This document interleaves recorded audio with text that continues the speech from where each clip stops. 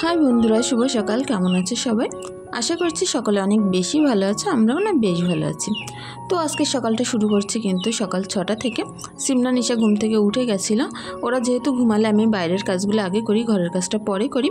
আজ ভাবলাম যেহেতু বাইরে আছে তো আগেই ঘরের কাজগুলো করে ফেলি। যাও কিসা দিকে খেলা করছিল, সিমনা নদীকে কিন্তু ব্রাশ ট্রাশ করছিল। তো ঘরের কাজগুলো আমি আজ সকাল সকাল সেরে ফেলবো। আর তারপরে কিন্তু উঠোনটাও ঝাড় দিতে হবে, কিন্তু ঝাড়ু দেওয়ার কোনো রকম আমি বুঝতে পারছিলাম না কিভাবে দেব, কারণ কোমরে প্রচুর ব্যাক পেন আছে এখনও পর্যন্ত। ওষুধ খাচ্ছি হয়তো, তারপরেও কিন্তু কমছে না।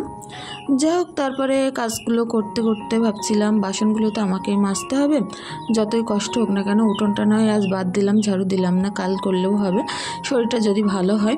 কিন্তু বাসনগুলো তো ফেলে রাখলে হবে না, সেগুলো তো করতেই হবে। তো যাই হোক, এইভাবে খাটপত্রগুলো গোছাচ্ছিলাম আর ভাবছিলাম যে পুকুরে নিয়ে নিয়ে একটা একটা করে রেখে আসি, আর তারপরে মেজে ফেলবো। মুরগিদেরকেও কিন্তু খেতে দিতে হবে। সকল কাজকর্ম কিন্তু কোমর নিচু করেই আমাকে এই কাজগুলো করতে হবে। আমাদের মেয়েদের না এরকমই হয়, সংসারের কোনো দিনই ছুটি হয় না, ছাড় হয় না। তো যাই হোক, হয়তো একটু অর্ধেক ছাড় হলেও ছুটি আমাদের কখনোই হয় না। যতই শরীর খারাপ থাক না কেন, যতই যা কিছু থাক, কাজগুলো আমাদের করতেই হবে। আর তোমরা হয়তো আমাকে দেখে বুঝতেই পারছো না যে এত পরিমাণে কোমরের যন্ত্রণা হচ্ছে কি যাই হচ্ছে।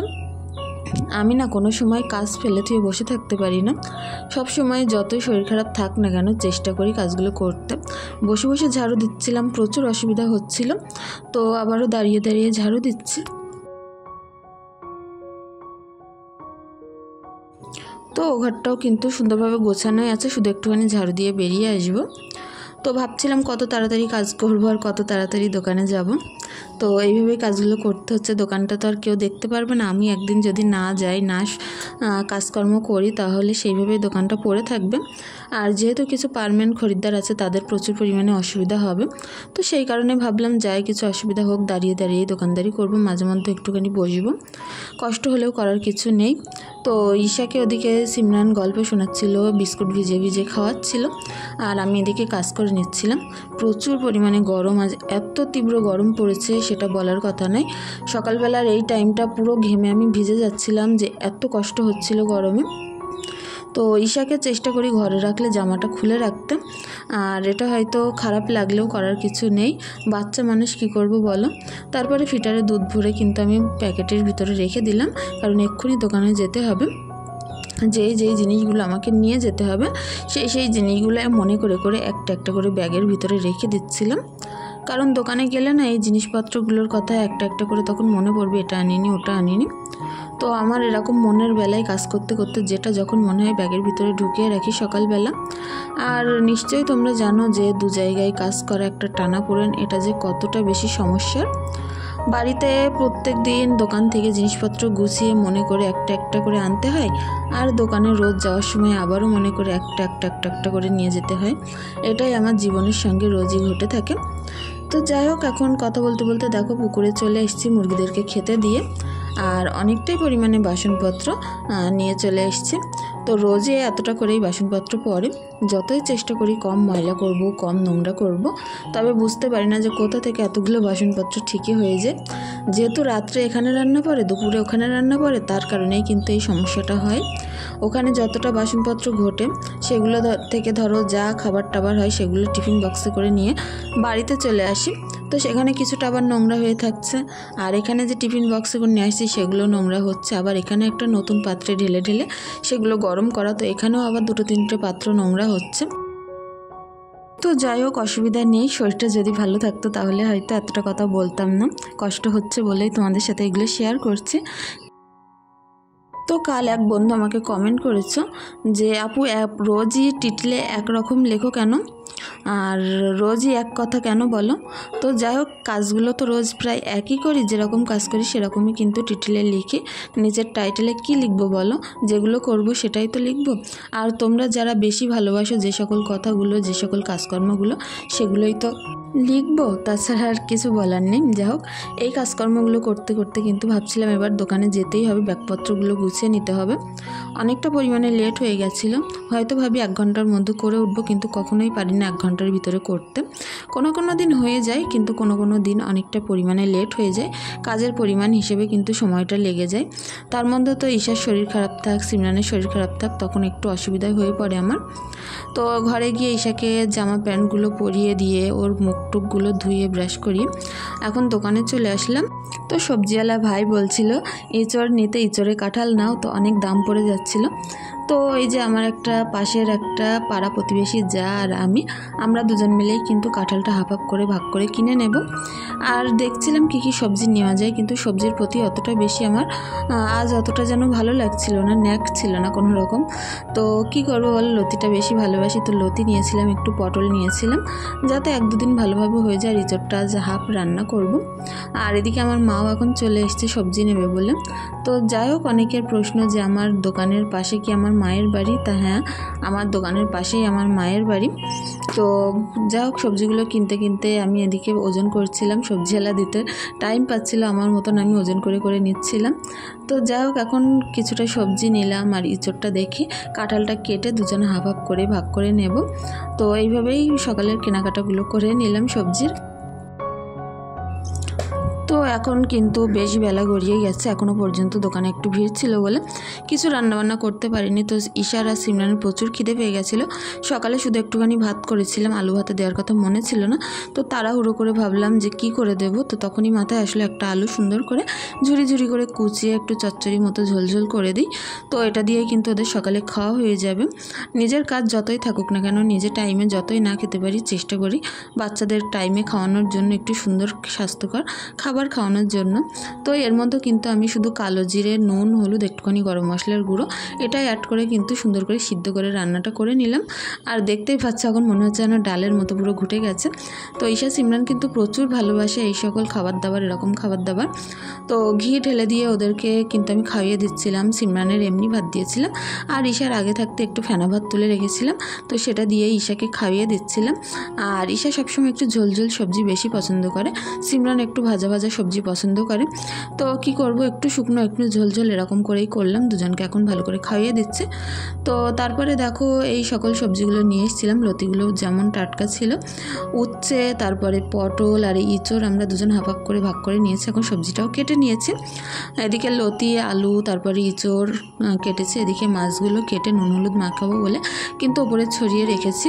তো কড়াইয়ের মধ্যে তেল দিয়ে মাছগুলো একটা করে এখন ভাজতে বসিয়ে দেব। তো এদিকে একটা করে মাছগুলো এখন সুন্দর করে ভাজা হোক, আর ওপাশে কড়াইতে তেল বসিয়ে দিয়েছি এঁচড়টা বসাবো বলে। আর এঁচড়গুলো একটু গোটা করে কেটেছিলাম, একটু যেন মোটা কাটলে আমার যেন দেখতেও ভালো লাগে, খেতেও বেশ ভালো লাগে। তো আমি এঁচড় রান্নাটা সেরকমভাবে পারি না বলতে পারো, তবুও আজকে রান্না করার পরে যে এত দারুণ টেস্ট হয়েছিল, এত বেশি মজার হয়েছিল বলার কথা নয়। পেঁয়াজ আদা রসুন লাল করে ভেজে নুন হলুদ দিয়ে সুন্দর করে কষিয়ে লঙ্কার গুঁড়ো দিয়ে কিন্তু এঁচড় আর একটাই স্রেফ ছোট্ট আলু দিয়েছিলাম, সেটা দিয়ে একটুখানি কষাচ্ছিলাম। তার মধ্যে মাছটা দেখলাম লাল হয়ে গেছে, তো এদিকে মাছটাও কিন্তু সুন্দর করে এপিট ওপিট করে ভেজে নিচ্ছিলাম। এটা ছিল পটল মাছ, কেউ বলে আবার আইলা মাছ। তো সুন্দর করে এখন এঁচড়টা কষিয়ে অনেকটা পরিমাণে ঝোল দিয়ে দিয়েছি সিদ্ধ হওয়ার জন্য। তো সেই কষানো ঝোলটা মরে আসলে তারপরে আবারও ঝোল দিতে হবে ওর মধ্যে।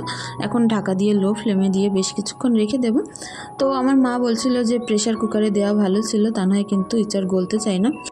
তো এঁচড়ের যে ঝোলটা দিয়েছিলাম মরে আস্তেই কিন্তু এঁচড়টা একদম গলে পুরো ক্ষীর হয়ে গেছিলো, এঁচড়টা অনেক ভালো ছিল। আর এদিকে দেখো লতিটাও কিন্তু নর্মালি যেমন রান্না করি তেমনভাবেই বসিয়ে দিলাম।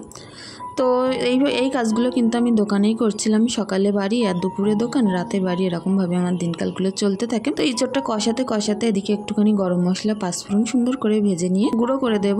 গরম মশলা পাঁচফোড়ন না গুঁড়ো করে এঁচড়ে দিলে অনেক বেশি টেস্ট হয়, তেমন কিন্তু সুন্দর একটা সেন্ট, একটা ফ্লেভার হয়। তো তার কারণেই আমি ওইগুলো গোটা মশলাগুলো ভেজে নিচ্ছিলাম। তো সারাদিন যেহেতু দাঁড়িয়ে কাজগুলো করতে হয়, রান্না করতে হয় দাঁড়িয়ে, দোকানে মাল দিতে হয় দাঁড়িয়ে, সকল কাজকর্ম বলতে পারো সারাদিন দাঁড়িয়েই করতে হয়। তো সকল কাজকর্ম যেহেতু দাঁড়িয়ে করতে হয়, প্রচুর পরিমাণে কষ্ট হচ্ছিল, তবুও করার কিছু ছিল না। তো অনেক কষ্ট হচ্ছিল, ভেবেছিলাম যে আজ হয়তো ভিডিও আপলোড করতে পারবো না।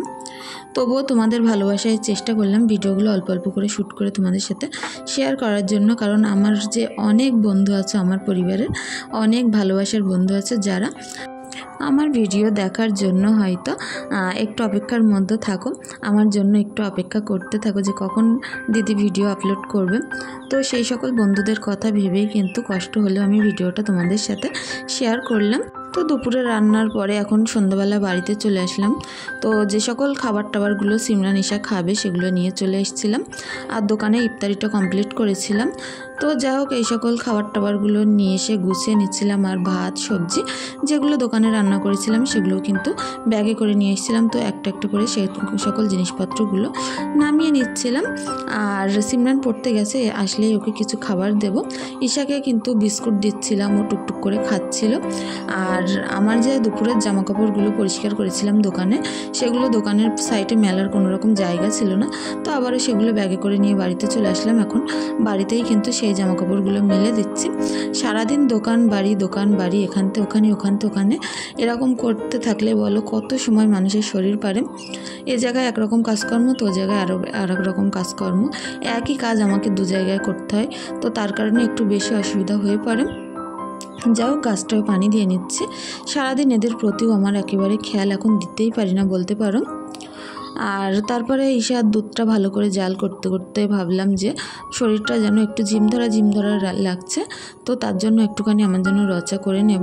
তো প্রতিদিনের মতোই বলতে চাই, আমার ভিডিওটি দেখার পরে তোমাদের বন্ধুরা যদি সামান্য ভালো লাগে তো প্লিজ একটি লাইক একটি কমেন্ট করে দিয়ে যেও। আর যদি বেশি কিছু ভালো লেগে থাকে প্লিজ চ্যানেলটি সাবস্ক্রাইব করে পাশে থাকতে পারো। তো চাটা ঢেলে নেওয়ার পরে ওটা একটুখানি খেয়ে তারপরে ভাবলাম যে সকালে বাসনপত্রগুলো মেজে রেখে গেছিলাম, সেগুলো তো উপর করার টাইম পাইনি, সেগুলোও কিন্তু এক একে উপর করতে হবে। আর সন্ধ্যাবেলা যেহেতু এসে দুটো একটা বাসন আবার পড়েছিল, সেগুলোও কিন্তু মেজেছিলাম। আর দেখো, ঈশা এই চকলেট ক্রিম বিস্কুটটা খেতে অনেক ভালোবাসে, সেটা এক প্যাকেট নিয়ে নিলাম। আর সবজিগুলো ভাবলাম মুখ ঢাকা দিয়ে না রেখে একটু ঝুড়ি দিয়ে ঢেকে রাখি, তাহলে সবজিটা নষ্ট হবে না। আজ না প্রচুর বেশি গরম পড়ছে, সবজি রাখার ভয়ই হচ্ছিল যে বাইরে রাখলে নষ্ট হয়ে যায় কি তার ঠিক নেই, রাতে খাওয়ার সময় যদি খারাপ হয়ে যায় এটাই কিন্তু বারবার মাথায় আসছিল। তো এই সকল কাজ করতে করতে ঈশা অনেক বেশি জ্বালাতন করছিল। একবার ঘরে নিয়ে গিয়ে চুপ করিয়ে বসে খাবার টাবার দিয়ে রেখে এসেছিলাম।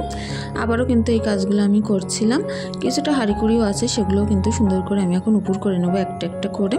তো হাঁড়িকুড়িগুলো এখানেই রাখি, র্যাক তো ছোটো, র্যাকে তো আর রাখার জায়গা হয় না, আর এখানটায় রাখলে হাতের কাছে বেশ সহজই হয়। আর এই ট্যাপের থেকে পানি নিয়ে টুকটুক করে রান্না টান্নাও কিন্তু করা যায়।